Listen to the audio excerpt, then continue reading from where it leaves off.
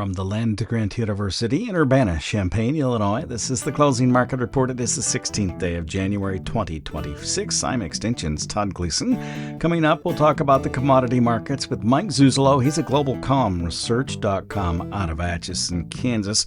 And Mike will be back again in the second half of our program. We recorded yesterday afternoon for Commodity Week. He, along with Logan Kimmel and Jim McCormick, did a great job discussing all the developments that took place in the agricultural world and commodities this week. You can stay with us. You'll hear all of that. If not, it's up online at willag.org right now. Also, during the first half of this program, as usual, we'll be joined by Eric Snodgrass from Nutrien Ag Solutions in Daggable during this Friday edition of the Closing Market Report from Illinois Public Media. It is public radio for the farming world, online, on demand, anytime you'd like to hear us. Mike Zuzolo at globalcomresearch.com out of Atchison, Kansas, now joins us to take a look at the marketplace. You can also hear Mike in our Commodity Week program.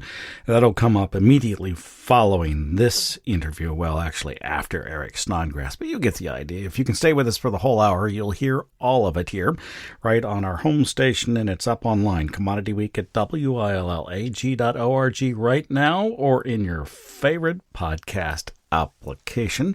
Thanks for being here yesterday and today, Mike. I appreciate that.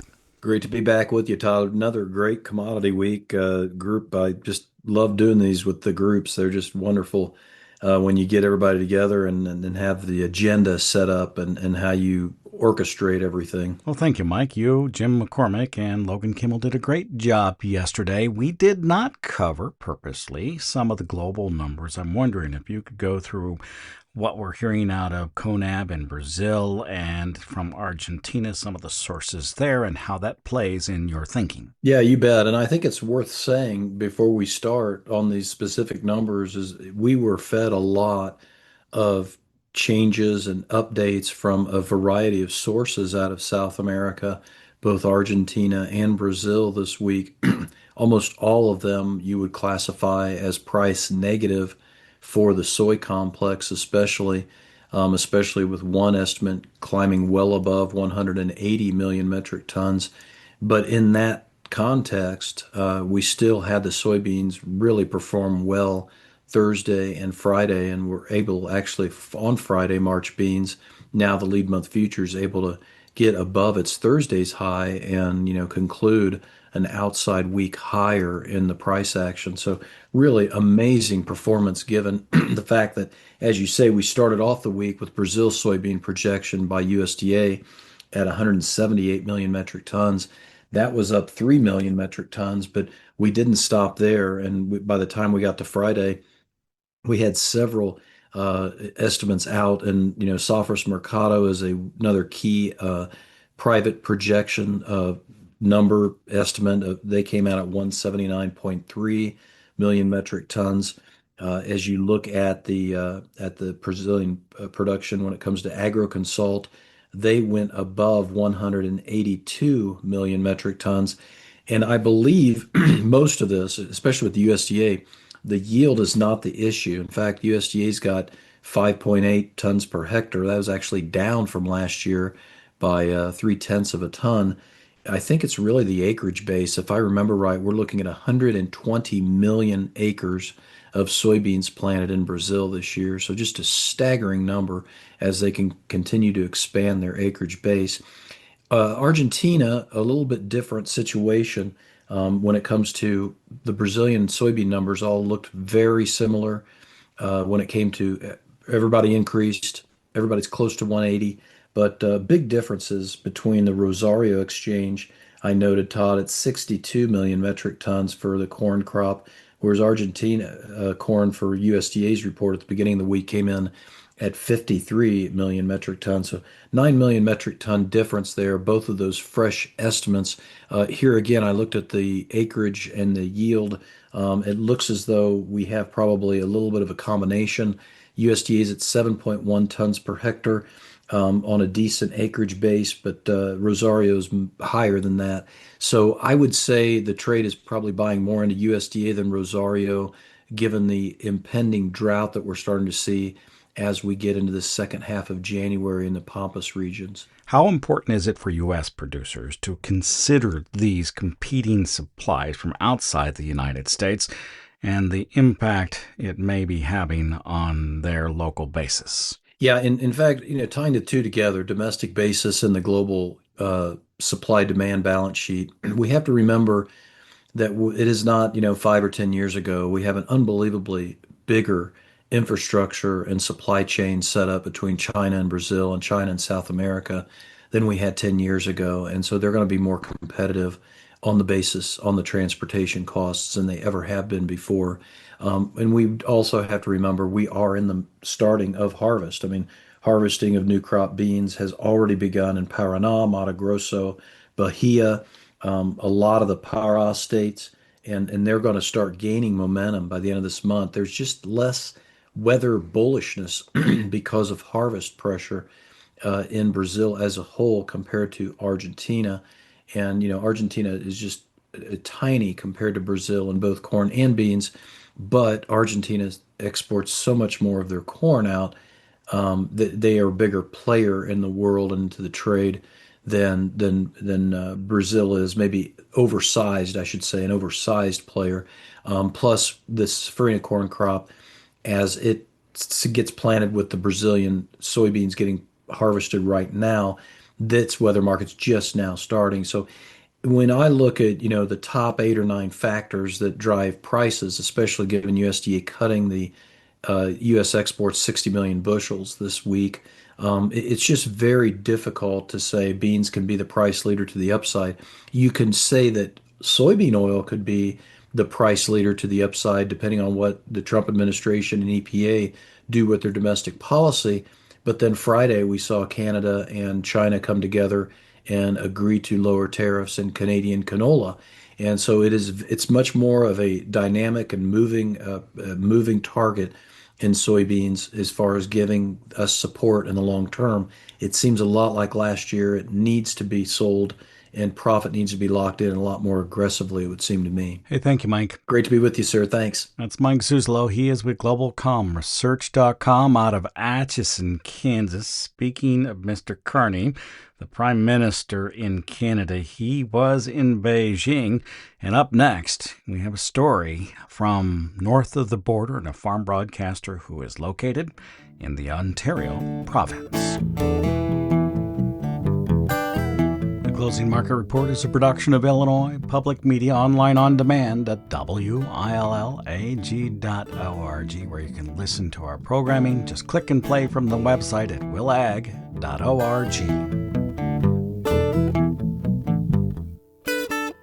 Up next, something from north of the border. Canada's leader is looking away from the United States to build international trade relationships. Dennis Guy, farm broadcaster from the Ontario province, has more.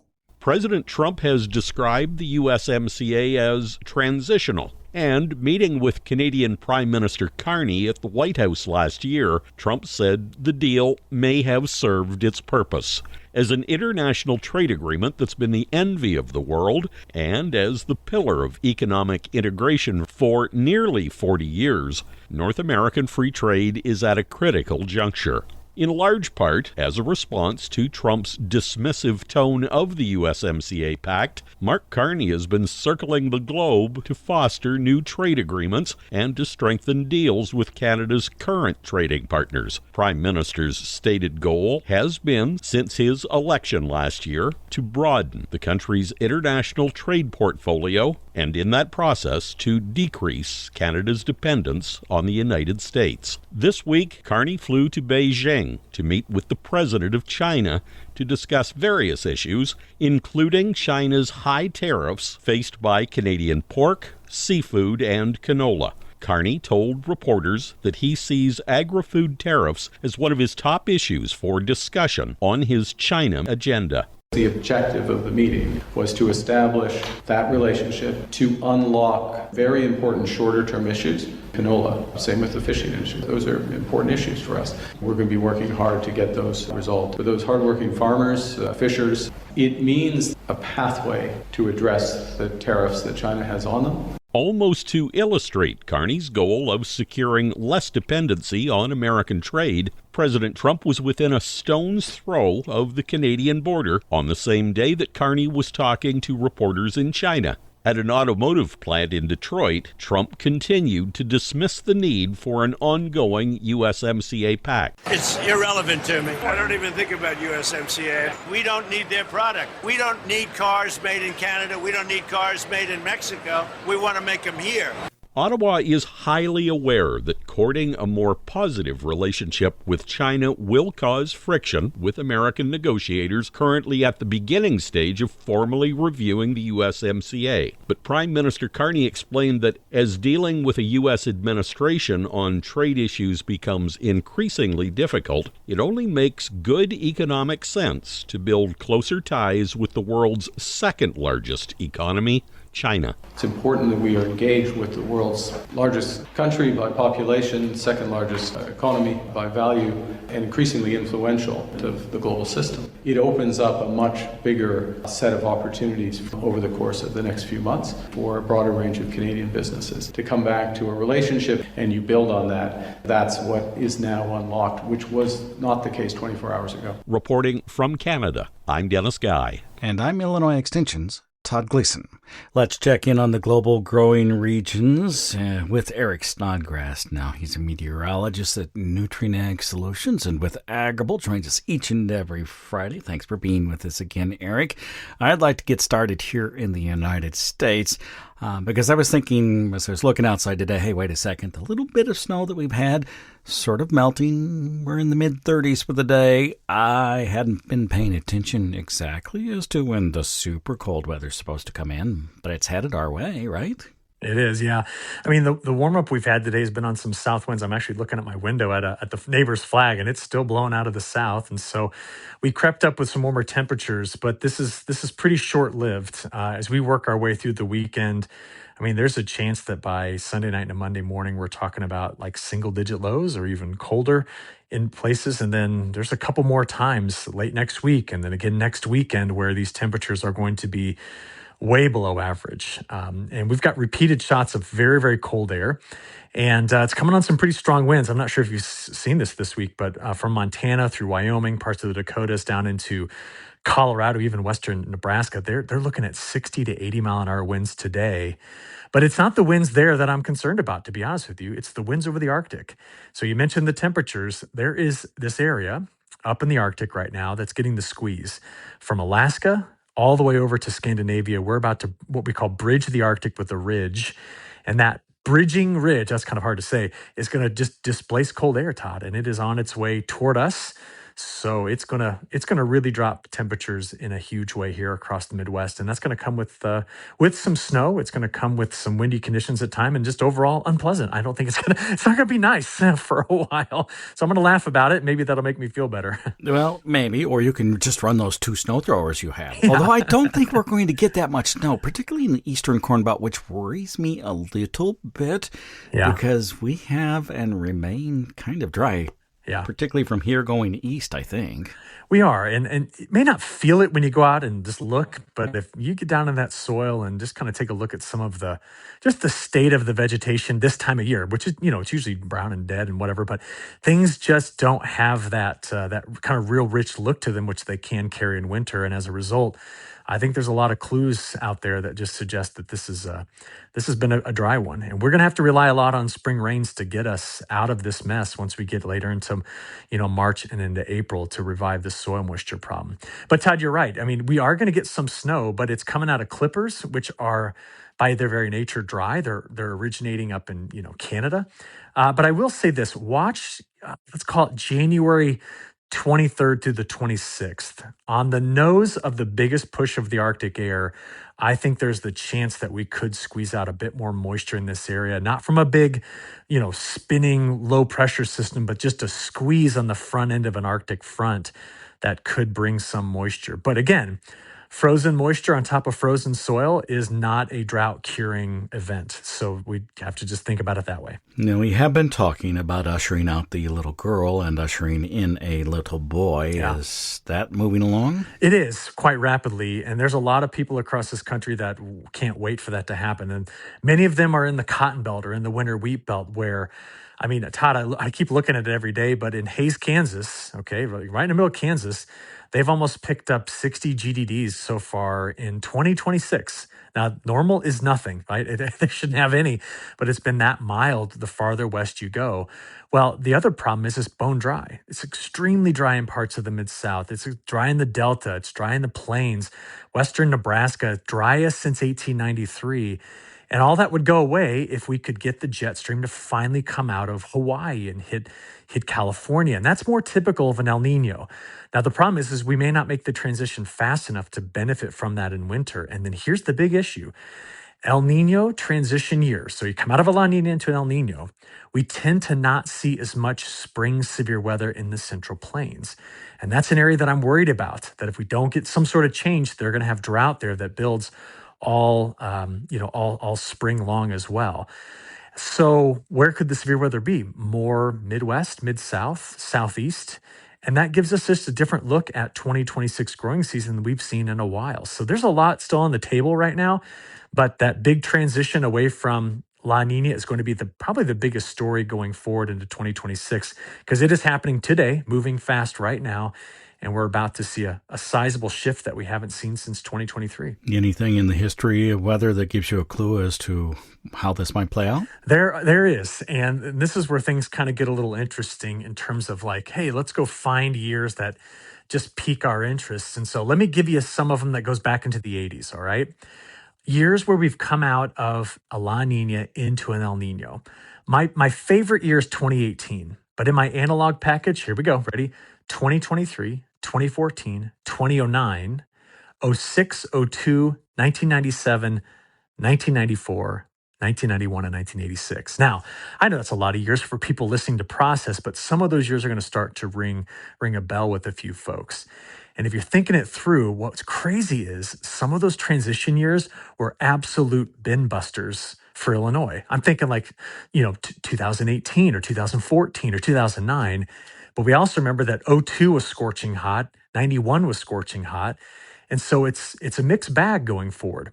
Interestingly enough, since we were just talking about the plains, those years were often dry in France, they were dry in parts of Spain, and they were dry in Ukraine and parts of Russia in April and May, which meant that winter wheat crop tended to struggle coming out into those critical time periods for rainfall. So my long story short here, Todd, is that for the Northern Hemisphere, there is something on the table that's going to put a little bit of risk into the upcoming growing season, which is why we got to keep talking every Friday. Okay, let's switch from the Northern Hemisphere to the Southern Hemisphere because there are impacts there as well when we make the transitions. What are you watching? Okay, there's two things. First of all, we looked at the most recent NDVI data, and for all of Brazil's growing areas right now, it is now in the fourth week of record high territory. And I'm just going to say this, and people that understand statistics are probably going to yell at me, and that's okay. But it's very rare, okay, to have 7 or 8 straight months of just great weather for them. And statistically, it's hard to tease this out, but when you look historically, you tend to have a problem at some point over a 7-month stretch in South America. And they're 3.5 months into near perfect weather. And so what I'm questioning here is over the next few weeks, does it get really wet and impact the harvest rate, which has just started? Or at some point, do we start to think about maybe the impacts on the safrinha crop, which could be huge for the North American growing season next year for corn? I'm not saying that there's a problem right now. I'm just saying history would tell me that I better be looking for some sort of shift, especially with everything else that's going on in the atmosphere right now. So, Todd, it's a bit of an exciting time to start forecasting this stuff, but at the same time, I'm not so excited about having just to stay indoors straight through for the next, 20 days as we start to unleash some Arctic air. You could just go out west. It's been kind of warm and dry out there. I was in Phoenix earlier this week, and I got a sunburn on my forehead while I was at a meeting out there, and then went to Sacramento just yesterday and was watching the do flood irrigation on their rice paddies, which was just amazing. But the temperatures were amazing, and I'm like, oh man, I gotta go home now. Wait. You were watching them do flood irrigation on rice paddies in Sacramento? Yep, outside of Sacramento. There's a lot of rice grown there. Unbelievable. Yeah, I didn't know it either. Know that. All right. Well, we will talk to you in the future. Oh, by the way, I spent some time this morning, folks will want to know, putting the registration page together for the All Day Ag Outlook. It's not open yet, but that's coming up in March, not too far away, and you'll be kicking it off that morning. I appreciate that. Yeah, you bet. We'll know a better story by that point too, which will be a good time to have that meeting. Indeed, that's Eric Snodgrass. He is with Nutrient Ag Solutions, and Agrible will join us at the All Day Ag Outlook. That's Tuesday, March the 3rd. I'll have some more information for you that coming up in the next week or week and a half or so, and registration page will be up as well in the main space. You can always just visit us online at willag.org. It'll show up there eventually, willag.org. If you can stay with us, you'll hear our Commodity Week program next in its entirety. If not, many of these radio stations will carry it over the weekend, and it's up online right now, again at willag.org.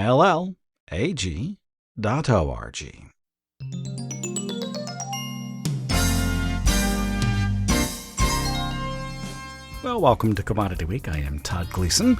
Our panelists for the day include Logan Kimmel at roachag.com. He's out of Naperville, Illinois. Jim McCormick is here from agmarket.net in Barrington, Illinois. And Mike Zuzolo joins us from Atchison, Kansas at globalcomresearch.com. Commodity Week is a production of Illinois Public Media.